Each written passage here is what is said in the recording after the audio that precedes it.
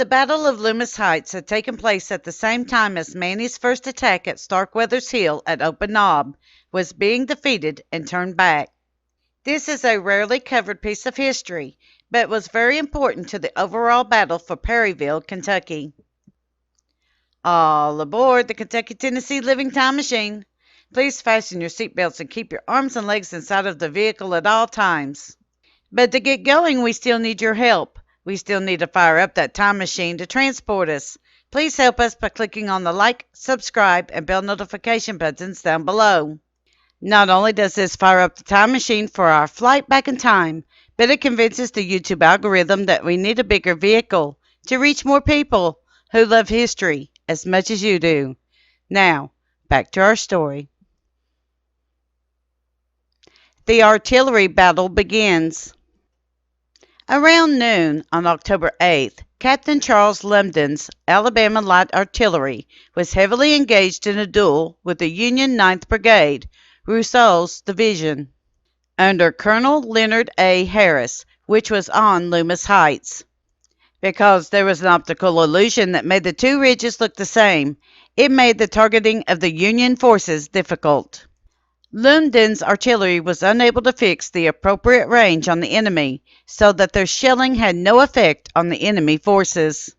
Defending the Alabama was General John C. Brown's brigade and Colonel Thomas M. Jones' Mississippi Brigade.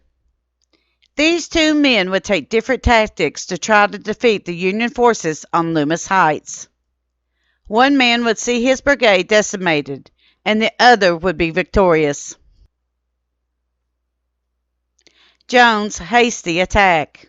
Confederate Colonel Thomas M. Jones commanded the Mississippi Brigade. Between 2:30 p.m. and 2:45 p.m. on October 8th, upon hearing the sounds of battle, Jones took it upon himself to attack the Union forces. He had no orders from Anderson nor Hardee to engage the enemy. The price that the 34th Mississippi Infantry Brigade would pay for this action would be a high one. As soon as the Mississippi entered the valley ahead of them, they began to be cut down by the heavy musket fire and from artillery shells fired from 12 artillery pieces from the Union 9th Brigade. Lumsden's artillery once again engaged the Union 9th Brigade with no effect. Jones' Mississippi Brigade attacked 3 times. Each time, the attack failed miserably. The 34th Mississippi Infantry would suffer 50% casualties. Between 3 p.m. and 3:30 p.m., the badly mangled Jones, Mississippi, retreated from the valley. Brown's Brigade steps in. Brown's Brigade was comprised of the 1st Florida, commanded by Colonel William Miller, and the 3rd Florida, commanded by Colonel Daniel B. Byrd, and the only organized body of Floridians to fight at Perryville.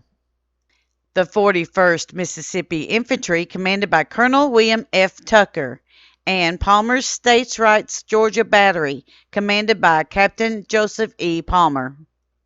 To fill the gap, Brown moved his men into the valley as Jones, Mississippi were in retreat. With a rebel yell, 900 men of Brown's brigade jumped up from their hidden positions at the ridge and ran down into the dry creek bed of Doctor's Creek. Many of the officers had to dismount because of the steepness of the bluff and advance on foot.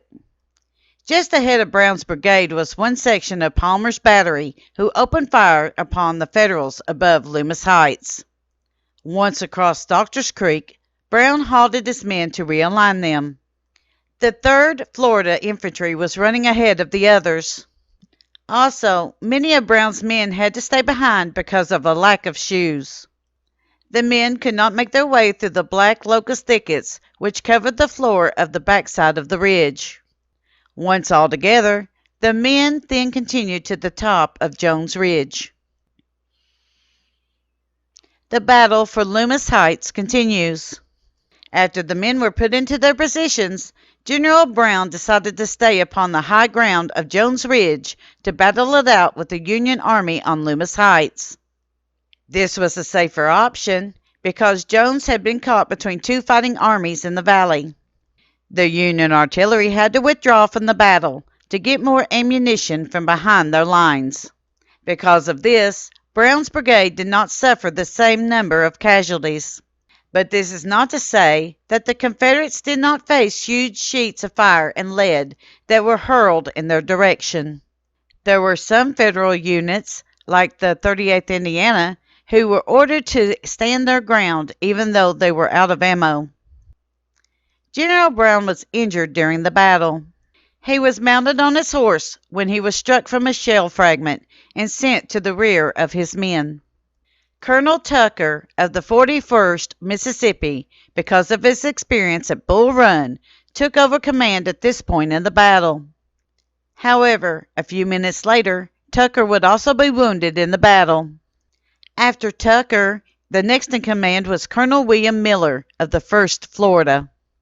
Miller commanded his men to go up and down the line, taking ammo from the dead and dying soldiers to keep the supply going for the men who were still able to fight. Victory at Loomis Heights. Brown's brigade was not able to make any progress or forward movement on the infantry units still in place. At 4 p.m., the Confederate line was resupplied from the Confederate ammunition wagons, along with 2 fresh brigades. It was not until the Confederate commanders Claiborne and Adams began to have successes against the Union position that the advancement of Brown's brigade could be made. At this point, Brown had his men to switch to bayonets and led the charge to Loomis Heights. A Federal regiment, the 10th Ohio, also fixed bayonets and met the charge head-on. The Confederates stopped at a snake-like fence and fired their guns, which sent the Union forces back to their starting positions. It did not take long for Brown's brigade to cross the fence and once again attack the Union army. They were able to capture Loomis Heights and did pursue the fleeing Union forces until several important junior officers were lost in the battle. A special thank you to Taylor Bishop. We need to give a shout out for today's battle. We wish to thank Taylor Bishop for his article on this very seldom reported piece of history. We have left this article in our description box for anyone who wants to read more information. It is titled, "There Was a Terrible Din, Brown's Brigade at Perryville, Floridians, Mississippians, and Georgians."